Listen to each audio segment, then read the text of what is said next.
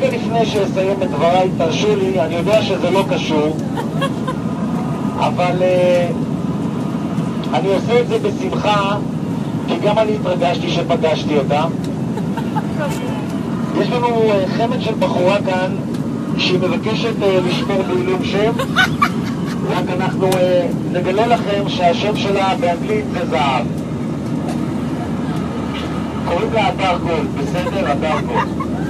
היא זמרת, איך אומרת מרגולת? זמרת בין זמרת. ובמקרה שלה זה גם נכון עד כמה שאני זוכר. ביום שני הקרוב בערוץ 24, חברים, אני מחתים אתכם. יש גלגל הצלה לתוכנית כוכב נולד. אני לא מבין עד עכשיו איך בכלל היא לא המשיכה בתוכנית. זו ועדת חקירה בפני עצמה, אבל אני מטעה בכם.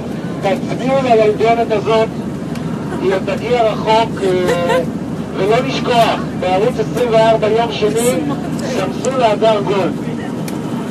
בסדר? לא, אני לא שבסדר?